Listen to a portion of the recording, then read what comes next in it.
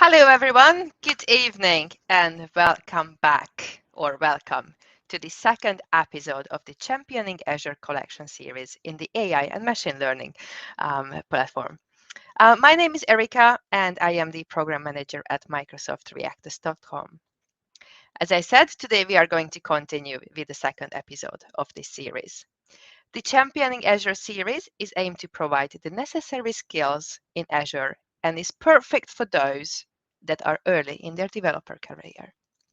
The series focuses on 3 Azure functions: AI and machine learning, cloud native, and DevOps. Throughout our hands-on workshops, we will introduce you the basics of Azure and demonstrate what the platform is capable of. For the next 5 weeks, on Tuesdays, we have beginner content in Azure DevOps. But before I continue, I would just like to say a very quick word about Microsoft's Code of Conduct. We all come from different backgrounds, but we are all here to learn. So just please be aware of each other and be welcoming and respectful. Thank you. And now let's move on to the real reason we are here today.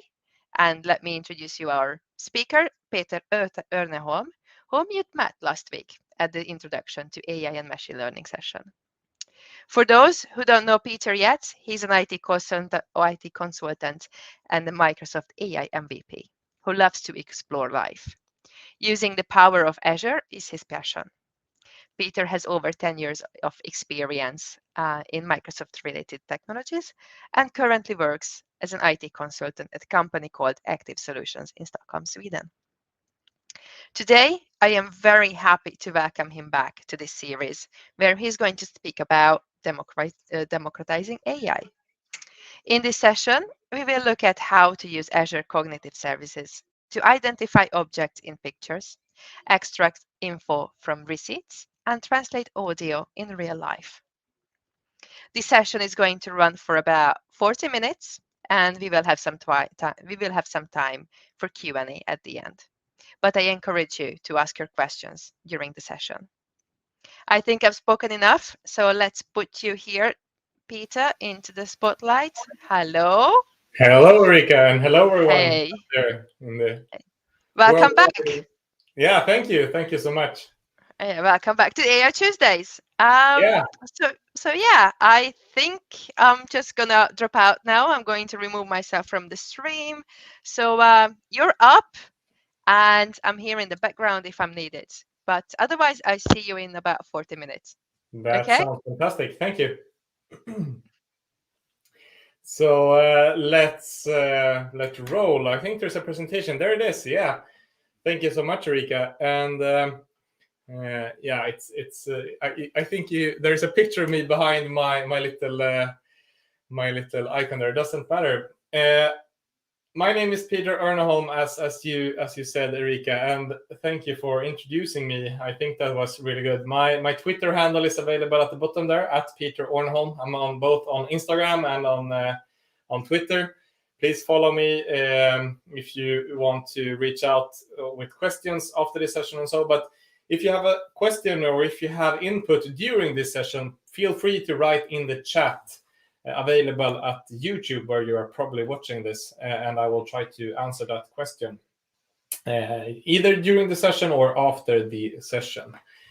Yeah, as mentioned, I'm a Microsoft most valuable professional, but I work as an IT consultant and work a lot with Azure and AI. And during this session, we will dig deeper into the area of cognitive services. If you were at the session last Tuesday, we gave you an introduction to kind of the span of AI services in Azure and a brief introduction to some of them. I mentioned both the custom vision and computer vision services last week. Today, I will also mention them if you weren't to the last session, but I will show some other demos. So I will also show you a lot of other services. So there will be an introduction. We will go through a few demos, and then there will be time for questions at the end.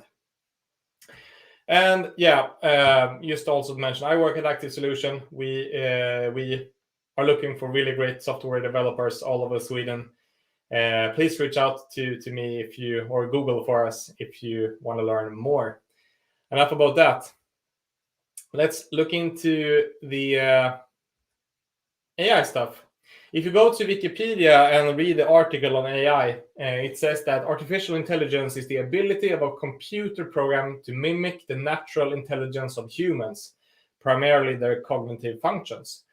And today we'll be looking at cognitive services, which is very close to cognitive functions. So it's what we'll be looking at today are the possibility for a computer, or for Azure in this case, to mimic some of our cognitive functions, like understanding what's in a picture, understanding the meaning of a text, or understanding what I'm saying right now and being able to translate that into different languages and making meaning of spoken words. And if you were to the last session, this is just a quick recap of a few slides here. It will take only a minute or two to get through this. But when you're programming a computer, traditionally, you give it data and rules, and out you get answers. So you have some data input, you specify the rules, and very specific. If this happens, this is the answer. If that happens, that is the answer, and so on. While in machine learning and AI, we kind of flip this. So for example, in the demo I was showing you regarding understanding what a picture contains, we will provide the service with a lot of data and answers, and the service will figure out the rules for us. So the arrows here are turning between the traditional development and machine learning. And this is, of course, a very, very generic picture of that. But that's just take that with you during this session. And if you, as me, are a fan of technology, you probably already encountered AI in your everyday life. You might have a virtual assistant like Alexa or Google Home or one of those, or Siri in your iPhone. You might be watching videos where the closed captions are being auto-generated using AI. You might be using a modern spell checker that, in addition to checking spelling of individual words, might also provide contextual information. You might be searching for images on the web. You might be searching for images in your phone, saying if you bring up your phone and search for a whiteboard, that will give you images of your whiteboards that you've taken pictures of. Or you might be using Outlook or another email client that have built-in spam filters. And to transition into the cognitive services that we'll be looking at today is that Microsoft are creating a lot of services for either end users and consumers, or for businesses, or they are large companies, ranging from having Xbox with all the gaming in that, to files in OneDrive, to the Azure platform. They have Office and Microsoft 365. They have Teams. They have Windows. They have basically a lot of services that are huge services that need to leverage these kind of technologies to stand out and to compete in this global market.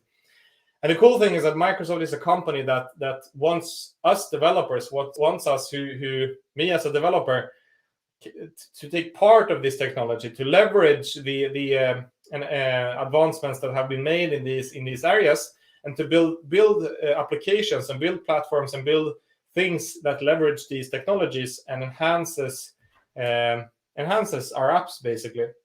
So what Microsoft have done is taken a lot of this knowledge and a lot of these advancements they have done and made them into services. So for things that plenty of customers have the needs in, like understanding value, understanding what an image contains, understanding the meaning of a text, understanding what's being said in an audio file. These things have been made into services that we can consume and build into our applications. So that's what we'll be looking at today. And if you look at the span of AI technologies, cognitive services places itself like quite close to the end product. It's not something that you would buy as an end user and have a UI and kind of interact with, but it's very close to that. And so if you have the span where we have the end product, like a virtual assistant on one end, and we have the theory and all of the all of the kind of mathematics and rather white papers on the other end. Somewhere there in between, we have TensorFlow and ML.NET and things like that. But Cognitive Services places itself very close to the end product. So it's not always the right technology. You can't solve all of the problems with this. But when it solves the problem, it's very quick to go to market and very quick to integrate that into your service. So let's dig into some of the details of Cognitive Services. So Cognitive Services are, as you can hear from its name, services provided by Microsoft in the Microsoft Azure public cloud. That's the default scenario. That these are services. You go to the Azure portal, or you script this, or you say, I want to buy this service. I want to have a service being able to understand what's in a picture, or I want to have the service solving this problem. And then you have your application, and you make sure that your application talks to that cognitive service. Sometimes you want to process data not in the public cloud, but in maybe your data center, or on the phone, or on some kind of private cloud, so to say. That might be for legal reasons. That might be for cost reasons. That might be for latency reasons. Let's say, for example, you want to analyze the stream from a webcam. Are there anything suspicious going on in this webcam? You might want to take split-second decisions and not send that stream to the public cloud. Then you can process the data in your private cloud. And that's one of the things with Cognitive Services. A lot of these can be hosted either in public cloud or somewhere else. And your applications will be talking to them. Your application, whether if that is an application taking data from a webcam or analyzing that, or taking information from a database or whatever, that's kind of the one responsible for communicating with Cognitive Services. And then it's up to you where to place that. And from a little bit more technical point of view, we have different services in Azure, or different services of Cognitive Services. They're hosted, and they are exposed through HTTP APIs. So that means that as long as you are building something that can talk HTTP, you can utilize what I will be showing you today. So if that is that you are writing a JavaScript thing on the web, or you are writing something in Python, or you're maybe writing something in C that's running on a hardware, as long as it can talk HTTP, these services can be leveraged. And for the most common languages and platforms, there are SDKs available, so that you don't need to write all of the HTTP calls yourself. You can rather install some kind of package for C# that would be a NuGet package, and then you could start working with these services. And last but not least, under the hood, these services are powered by AI, machine learning, algorithms, you name it, but they are built to solve specific problems. But we should be aware that they are utilizing AI and machine learning, and with all of that, we'll get back to that, but it's AI and machine learning are not always the silver bullet, or very rarely the silver bullet to solving a problem. And there are problems with AI and machine learning that you need to be aware of. But using these services, we can get a quick start when they solve our needs. And with that being said, I'd like to do demos from now on. I'll do a quick introduction to each demo, but then be very hands-on with how these things actually work. So let's start with the topic of language processing. So what I will be showing you now is a demo we built that utilizes a kind of a broad range of services in Azure. And this is usually the case. Our Cognitive Services is a suite of multiple services and multiple things in Azure that solves a very specific need. One of them might solve the ability to do speech to text. So when I'm speaking, that service can detect, okay, what is being said right now. Another service is built to solve text to speech, to take some text and translate that into something we can hear with our ears. Another service is built to translate text between different languages and so on. So the demo I'll be showing you now are utilizing multiple services to do this. And the demo I will show you will listen to what I'm saying. It will take that recording, send it to the service doing speech to text, waiting for the result, get that back as a text. It will analyze that text, finding keywords and finding the sentiment, finding like, is this the text, is that positive or negative? What's the sentiment score on this one?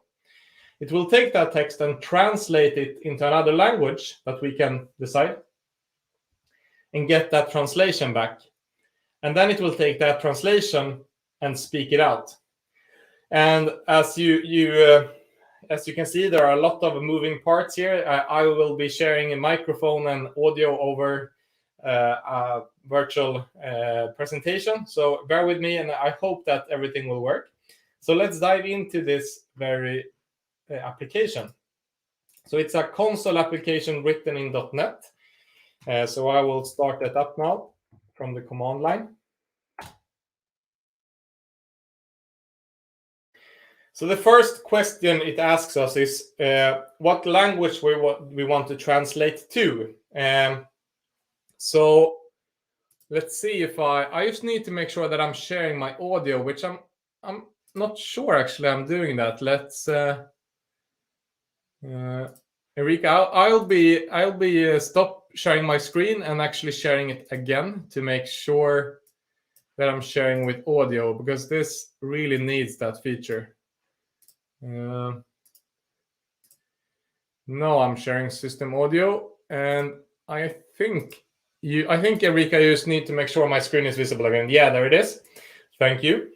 So, do we have anyone in the chat that's not speaking either Swedish or English? Any suggestion on language here?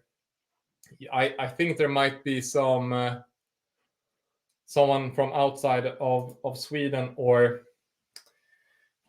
so. I'll take a language myself now, but please drop a comment if you want me to translate to your language, and I'll take that language next. But I will start then with Italian. And when I press enter now, the microphone will start listening to what I'm saying, and it will identify what language I am speaking in. And I'm only confident speaking Swedish and English, so I'll try Swedish now. Hej och välkomna till dagens föreläsning.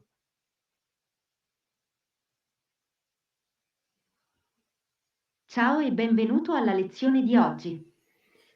So in this case, it identified very precisely what I was saying. Hej och välkomna till dagens föreläsning, which in English would turn into hi and welcome to today's seminar. I can't really tell for sure whether or not that Italian translation was correct. Please drop a comment if you know if it was so. We actually got an input now. Try to translate to German, so I'll do that next. And it's that German, and then it's maybe the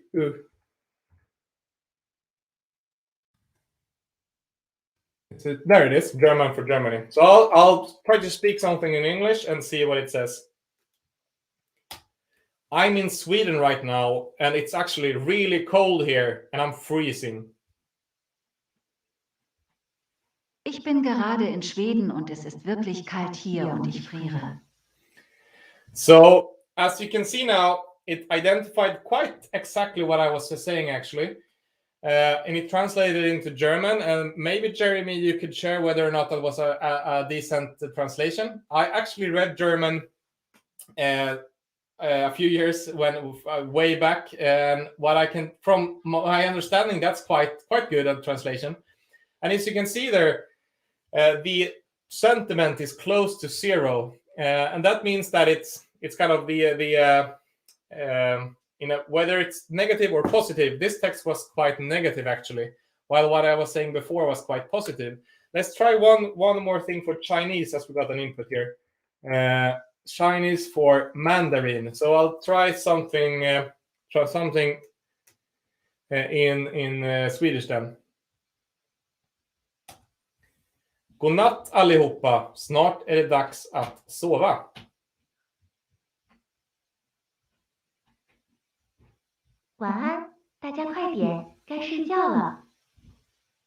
Yeah, to be honest, I really, it turns out my console can't really show those characters, unfortunately, but something was said there at least, and maybe Peggy, you could chime in whether or not that was a good translation. But in addition to the sentiment and so on, you might also have seen that some of the words are being underlined, and those are the words that, according to the service, are being categorized as key phrases. So if you were to if you were to pick a few words in the sentences being said that were key phrases for that sentence, these would be the ones. So, for example, Sweden was identified as key phrase, and Sweden in this case. So this is that service, and it's as you can see, this could be relevant. For example, if you were to make a translation app where you could talk to another person not speaking your language. It could be relevant if you were to analyze what's being said in a radio broadcast, and things like that. We have seen it relevant for call center scenarios where you might be able to identify the language of the person calling in. Let's say that you call, it's an emergency, you call and you're speaking a language that the one on the other end doesn't understand. Such a service could identify the language and make a quick translation to kind of guide that person in the right direction and so on. So this is one demo regarding language processing. And while on the topic, I can actually show you a slightly more advanced. Here we have, as I mentioned, one of the services being used is the text analytics service, being able to understand the content and being able to understand a bit more about written text. So here we have that service. I'm using a tool now that I've built myself together with people from the community that I call Cognitive Workbench. It's basically a tool being able to try out different cognitive services in Azure. You provide it with your own Azure settings, and then you could provide with data, and it will analyze the text and show you the results. So let's go to, what should we take? Let's take New York Times. Let's take the latest article from the New York Times.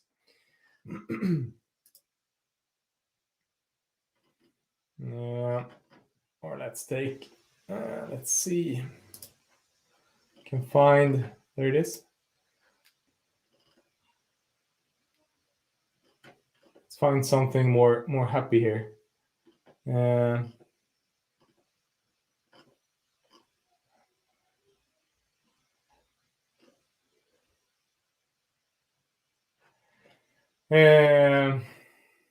Let's take about this one, about food. I like food. So let's take this text. Whoops, what is happening? Okay, let's take another site. Let's go to bbc.com. That's easier. That probably doesn't have as much. Let's take this article. And then if we take a copy of this text and analyze it. So if you're a developer, then you might be interested in the tab here called JSON Raw. So this displays the exact response that the Azure service will give you with all of the nitty-gritty details on exactly what's being found, exactly kind of all of the data about this text. But if we want to get an overview, we can go to the parsed information. To begin with, we get a result saying, yeah, this text is written in English, so it can automatically categorize what language the text is of. Then we have this interesting thing that it finds entities within the text. That it knows that, for example, Dawson City, that's a location. Canada is a location. We have, I'm not totally sure, but Klondike Gold Rush is an organization according to this one. We have 764 kilometers, that's quantity of the type dimension. 1950s, that's a date range, for example. So we get the text is being analyzed, and given the context of things, it can find out what things are. And then interesting part here is that it doesn't, like, if it finds a person, it doesn't look in kind of a database of known names. It's rather analyzing the text and finding, given how this is written, given the context, it's able to identify names of persons and so on. So, and that can be relevant if you are creating, for example, a search service that this text was speaking about Peter Orneholm, for example. You could click my name and then find other texts being written about Peter Orneholm, where I'm, and things like that. So it gives you a lot of information to be able to extract structured information about texts. But let's leave the text area and let's leave and move on to some more visual stuff. And I will share my presentation again. Let's dig into image processing. I think this I was talking a bit about last time and regarding computer vision. And regarding computer vision is the ability for the computer to understand what's in a picture. And maybe you want to find out what if there is a bird in a picture. Maybe you want to find out if there's a car in a picture, or if there is some famous place in the picture. And if you are aware or ever been to Stockholm, this is the what is it called? Is it the Citadel maybe? Sorry for my English here, but yeah, let's do it like this. We can actually make sure to analyze to see what is that place. Let's. I can't actually find the English word for this place in Stockholm, but if I've told you that I'm able to identify and find famous places using AI, let's make sure that the AI do some work then. So again, I'm using the tool called Cognitive Workbench because, as I mentioned, Cognitive Services is just a set of HTTP APIs, and HTTP APIs aren't by nature that interesting to demo because it's mostly text in, text out. So I built this tool to be able to visualize the result. So if we go down here, we can see that this tool is able to identify the landmark of Stockholm City Hall. So now I'm actually remembering. It's called Stockholm City Hall, and this tool is cool because it's able to describe the picture. For example, a large building with Stockholm City Hall. I'm not totally confident with that description. Let's look at another picture. It's actually quite good in some scenarios. So let's take. As I mentioned, I'm from Sweden, and some of you might be as well in the audience. And this is a picture from the Swedish archipelago. And in this case, to begin with, it describes it as a house on water. It also identified a few objects. In this case, within this box, it says there is a house. And within this box, it says there is a boat. And as I mentioned, AI and machine learning is not always perfect. And in this case, for example, it says that, yeah, this thing is a vehicle, which is surely isn't. So that's, if we were to discuss that now, that's one of the things. Using AI and machine learning and these kind of tools, they won't always be perfect. They will pretty often do mistakes, and you can fool it, and you can kind of get around and try to, even if it says it's a cat, it might be still be a dog and things like that. So you really need to work with these tools responsibly and see how are we making sure that no one gets harmed by the results of this. How can we make sure that we don't create a bias? How can we make sure that these tools helps the user rather than making harm? But if you look at those two objects that it actually identified as correct ones, we can see that this one is a house. That's part of the category building. And this one is a boat, and that's part of the category watercraft, which in turn is part of the category vehicle. So let's take a last picture. If you are into music, you might have, or you really can't have missed that ABBA was releasing an album. Was it a couple of months ago, a new album? So I found an old picture of the Swedish pop group ABBA, and in this case, the caption from the Microsoft AI is that this is a picture of Benny Andersson, Björn Ulvaeus, Anfrid Lyngstad, and Agneta Fältskog posing for a photo. And it identified 4 faces and 4 persons in this picture. And these persons are also identified as celebrities. So if you're famous enough, you might be in the celebrity database, and those celebrities might show up in this service. So I just wanted to send with you that these the computer vision service can kind of extract information from images and from visual information, and you can use it on video as well using the service Video Indexer, and you can use it to with faces as well. And the face service is actually a separate service and should be used with really much care and responsibly on how you use that. I did just a fun demo on the Face API. It's available for you to try out if you'd like to. I've written a service called Cognitive Jukebox. As you saw, the Face API can actually try to identify your visual age. So if you go to cogbox.net, Cognitive Jukebox, a jukebox enhanced with cognitive skills. This is a service that built in the browser. You can take a photo of yourself. That photo will be analyzed, and it will try to identify your visual age according to this service. And it will take that age, kind of look backwards at what year should you have been born, if that was the case, and then go to the Spotify API, bring a top album from that year, and play it. So let's see. Let's see what it does with me, and if it guesses the correct age here. You look like 28 years old. I will play Let Her Cry by Hootie and the Blowfish. A great album from 1994.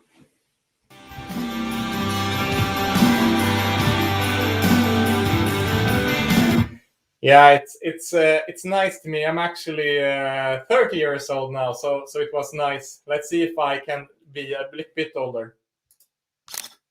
You look like 33 years old. So I just grew 5 years there by making 2010 remastered by The Cure. A great album from 1989. I grew 5 years there by just making another face there. But please try it out yourself, and if you like it, please share on social media or ping me at Twitter if you get any fun combinations there. So speaking of that, I think we let's look at another demo regarding computer vision and visual stuff. So we have looked at the built-in model where we kind of, I can send it whatever picture. It will tell me, is there a celebrity in this? Or is there a boat? Is there a car? It describes the picture and everything like that. We have looked at how it can identify faces, and it can try to identify the visual age of that person and things like that. But sometimes those built-in models aren't enough. Sometimes you want something more tailored. And then you could use custom vision. Last week, I'll do another demo on this one, because last week I showed you how to identify objects within a specific picture. This week, I will show you how you can classify images. So in this case, I've uploaded roughly 60 to 70 images of trees. In Sweden, we have a lot of forest and a lot of trees. So I've uploaded 28 pictures of birch, 22 pictures of oak, and 19 pictures of spruce. And when I've uploaded those pictures, I've said that this is spruce. I've said this is also spruce. Let's find some other picture. this is an oak, and this is birch, and so on. So I basically uploaded pictures and given it the answers. Do you remember the picture in the beginning where I said with AI and machine learning, you're rather providing data, which is pictures in this case, and you're providing the answers. So I'm telling cognitive custom vision now that this is an image of a birch, this is an image of an oak, this is an image of spruce, and so on. And then we tell the computer, or the AI in this case, to train, to try to identify the patterns, identify what's the difference between a birch and an oak, for example. And that might take some time. So I've already pre-trained this one. So now we can test it and see if it works.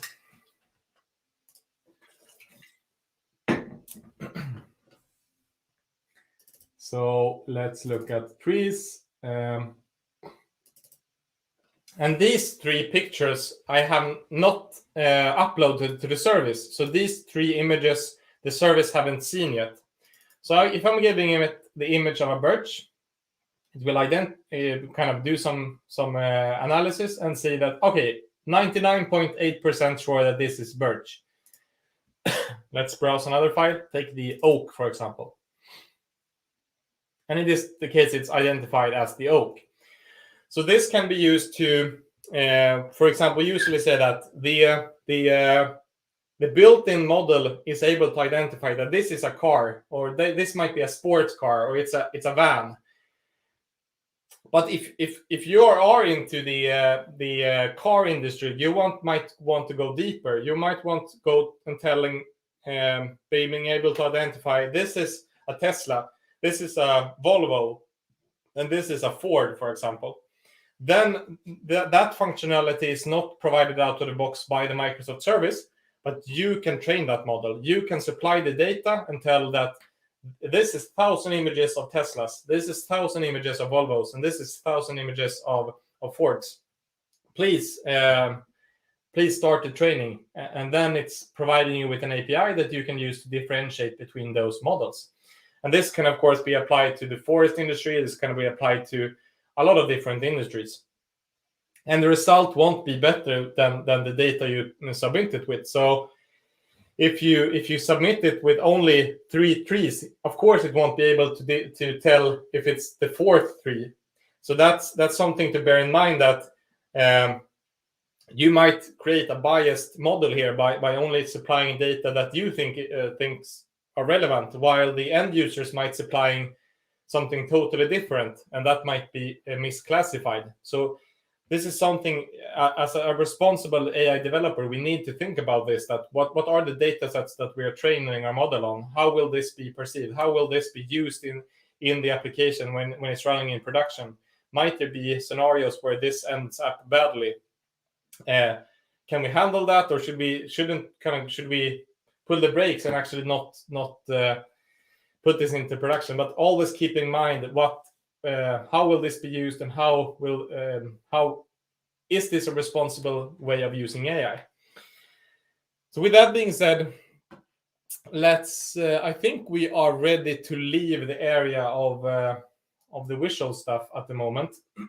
And let's bring up my presentation here again and see where we are in the schedule. Yeah. As Erika introduced you with, I told you that I will tell you about how to analyze receipts. And there is a service in Azure called Form Recognizer. So Form Recognizer is a service built to not only do OCR, so to say, not only finding out what texts are available in a picture or in a document, but also kind of understand the context and understand the actual meaning of that text. For example, being able to find out, given a receipt, what shop was it? What's the total amount? What's the tax? What's the different items and so on? And when was the transaction date? So I'm seeing that time is running, so I'll dig right into that demo and show you how we can use the service. So the service is called Form Recognizer. And that's one of the services where Microsoft themselves actually provides a a UI for us to fiddle around in. So it's called Form Recognizer Studio. So here I have uploaded a few receipts. Let's take a Swedish one. So this is a Swedish receipt, and I'm pressing Analyze here right now. The Form Recognizer service will analyze it, and then it will say, so this within the blue box, that's the merchant phone number, which is correct. The merchant name is actually the full thing, Kjell & Company, but it was getting close there.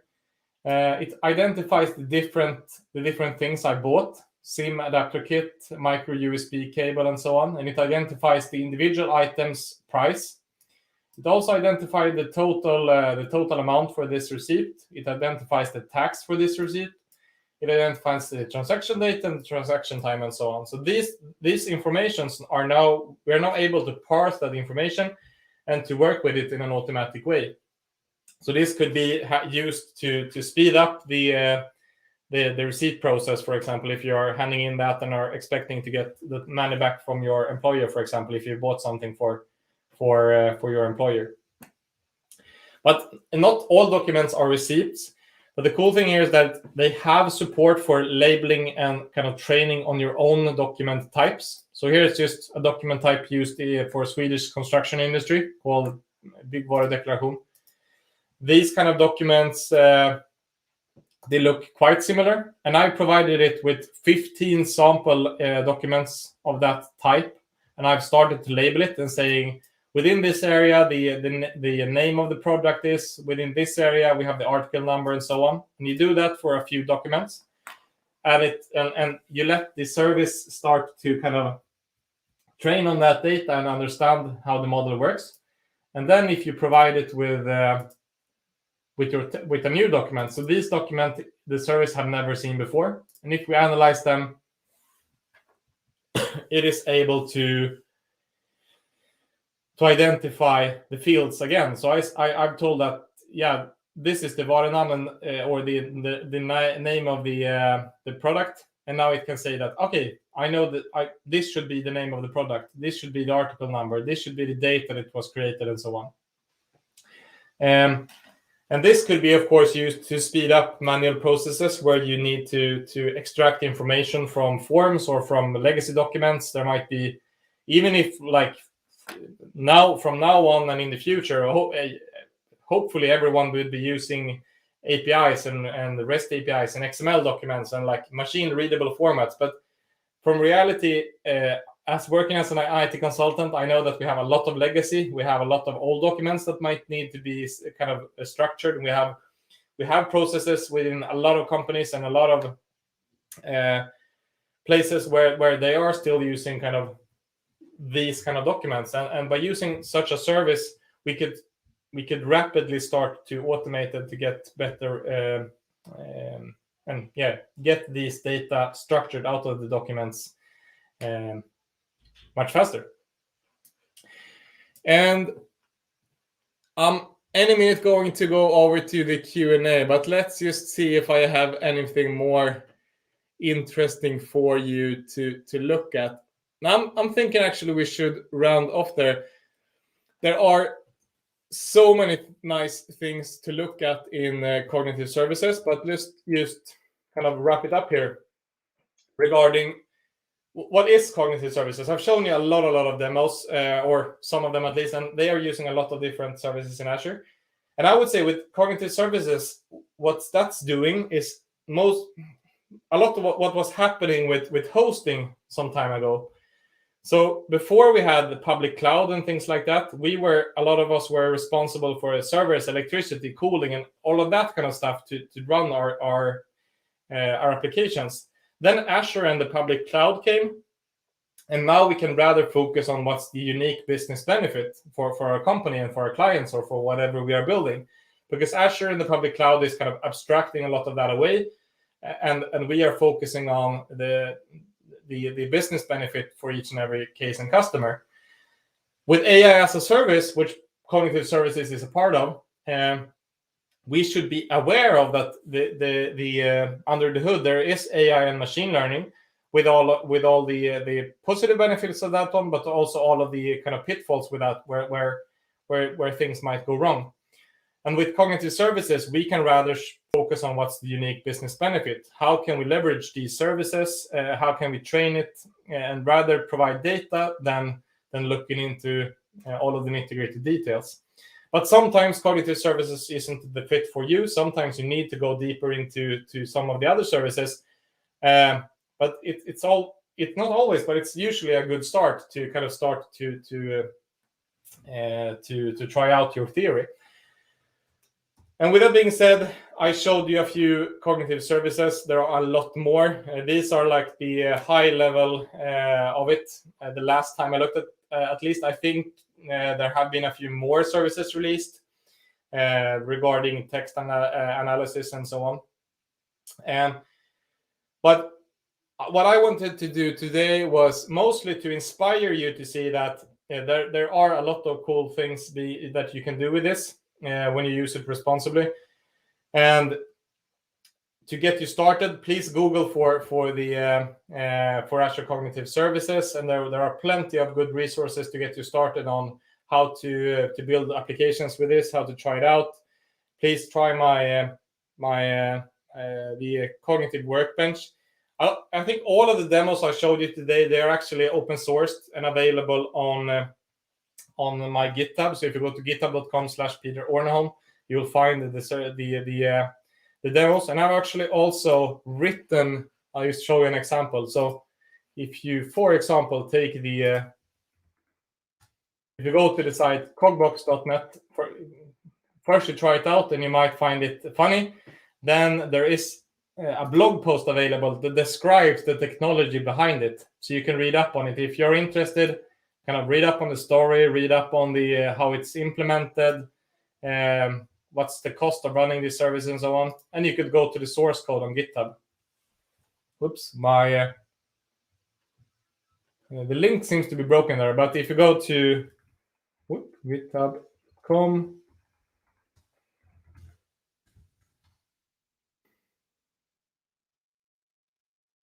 I published all of the open source projects I have is summarized here. So if you go to cogbox.net, the source code for that application is available for you to explore and find out how it's implemented if you want to see it. So that's using the Spotify API and the Face API from Cognitive Services.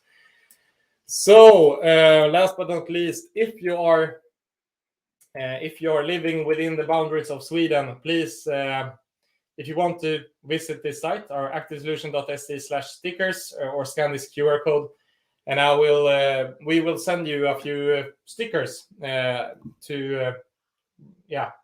make sure that these stickers are relevant for the topic I've been speaking about.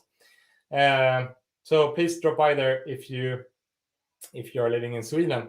And with that being said, I'm seeing that there's a full lot of activity in the chat field. So I will take that from top to bottom. Let's see: German, Chinese, Mandarin. We have a comment. I love the cognitive jukebox. It gave me 27, 30, and I'm 40. Yeah, so that's. It's always funny when it's telling you that you're younger. How much does the next question? Please write questions if you have any in the comment section, and I will answer them. The next comment in the question is from Jeremy. How much does Form Recognizer cost? That's a really good question, and I will bring that up for you. So usually, when I myself need to explore the cost, or if I'm about to answer a cost question in Azure, I Google for Azure Form Recognizer cost. You could, of course, browse there, but it's easier to explore it. And then I need to switch to English for you to see it. So if you go down, then we could switch to euro at least. That's a little bit more international. So you are paying if you are analyzing a custom model, which was the last one I showed you, or if you're analyzing invoice or a document, that's 44 euros per 1,000 pages analyzed. So if you are providing it with a PDF, for example, that might be multiple pages. And if you are analyzing the pre-built using the pre-built models, which is either layout, receipt, business card, or identification, that's 8 euros per 1,000 pages.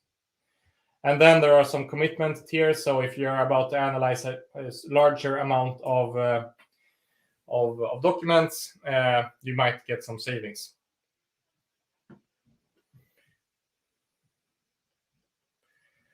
From Mark is wondering whether or not I'm having any demos with the Personalizer. I don't have any demos I built myself, but I have a demo provided from Microsoft. I actually have that prepared, so I can show you that demo.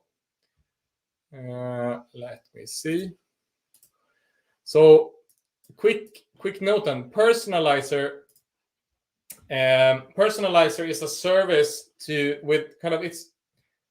it is reinforcement learning as a service. So it's something that on a personal level can start to kind of learn what the next step would be. Let's bring up the demo here.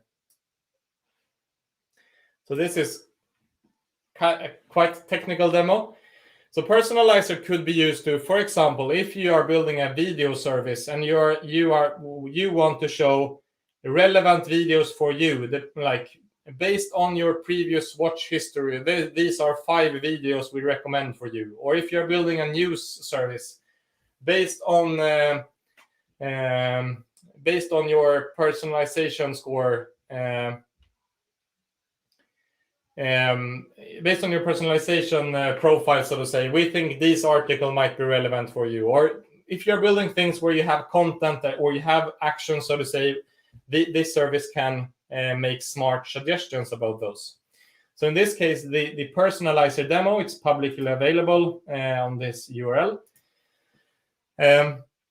Personalizer works in a way that you, let's say, you provide a context. The context might be previously liked images, or what time of the day is it, or any contextual thing that might be relevant to use. Or in this case, in the demo here, they are using the weather as a context. So for example, if the weather is sunny, you might be more relevant on actually reading about places to go for a swim. And if the weather is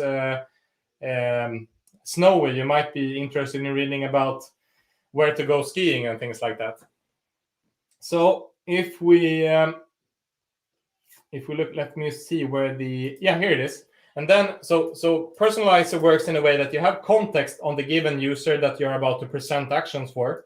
And then you have possible actions. So in this case, there are 5 different news articles that can be presented to the user. And these articles are tagged with features. For example, how many days ago were it published? Is it a breaking news or not? And what's the source of this news? Or for what news location is this news about? So then we say that it's a work week at AM and it's Sunday, and the personalized articles to show, according to this service, is about AI. And with Personalizer, you need to figure out a reward. So give from 0% to 100%. How relevant was this? And in the case of reading a news article, it might be that if you doesn't read the article at all, it was probably 0% relevant. But if you read to the bottom, it was 100% relevant.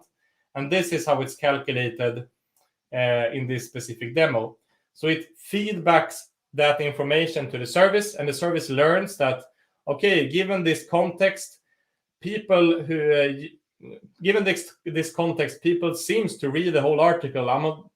Then I will show another article similar to that when this is the context, because that will probably raise the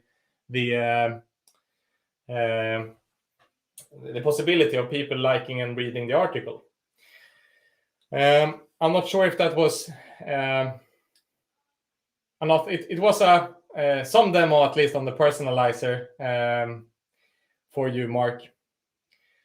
And Jeremy replied here saying, okay, thank you for the cost answer. I'm still trying to figure out the per day cost on or per project cost with Azure. Yeah, cost in Azure is a topic on its own. That's one of the things I do a lot of consulting on. I was working with a customer today on that specific topic. And sometimes you can calculate costs in Azure in advance. You could usually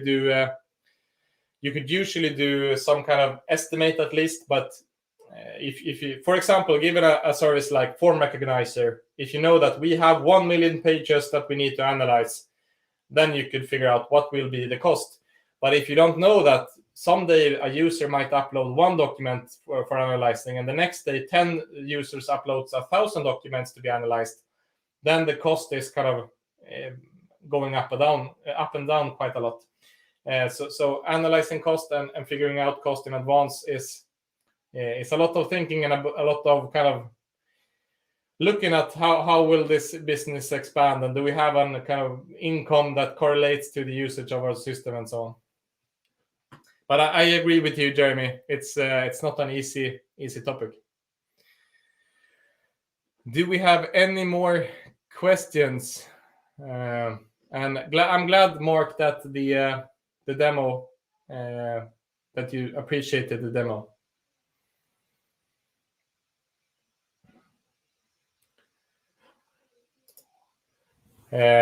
Please continue to comment. I'll just show you the upcoming sessions on AI, and if you have any questions, please give that a comment. But as Ulrika mentioned, this is a series of sessions. Last time, me and Alan were talking about AI and machine learning intro. This time, I talked specifically about cognitive services and how cognitive services is democratizing AI so that everyone can use it, and all developers should be able to incorporate it into their applications. A lot of my colleagues are also speaking on the track of cloud native. I think that's for tomorrow. Not about AI, but it's a subject I find very interesting as well. And on Thursdays, I don't have the schedule for that here, but on Thursdays there is also the DevOps track, which is really interesting as well. As I can see, there are no more questions popping up in the chat. No, it doesn't seem like. So yeah, guys, if you have any more questions, ask them now. Although I do have a question, Peter. So as you know, this is a beginner level content, and our audience is, as I believe, are very new to AI or even the technology to IT. So if you think back 10 or something years ago when you started your career, what was there something really helpful or useful that you did back then that helped you to get where you are today? Something that our audience today could do. Let me think. I think the most important thing during my career in these topics is to be kind of curious and to explore. That's one of the things I really like with this service. For example, it's so easy to get started. There are a lot of great kind of ways to learn about it, and just kind of get your hands in there, kind of click file new project, start coding, start trying it out, see what you can do with it, and kind of it doesn't have to end up in a service where you bind your own domain name and which I did, but rather just make something fun and explore and see something you enjoy yourself. But I've also found that by sharing knowledge, for example, doing this, I set out a goal. I would like to learn more about this, and I would be able to stand on a stage and present what I came up with. Maybe you're not the person who likes to stand on a stage and talk about things, but maybe you should write a blog post. Maybe you should create something and put it on GitHub and see, or just make a tweet about it. I made this, or do something and kind of share your experience and share your learnings. That's that I think is really good as well. Thank you for that. And then finally, I have another question. Is there any books or podcasts or any other material that you could really, advise our audience to read or view or listen to?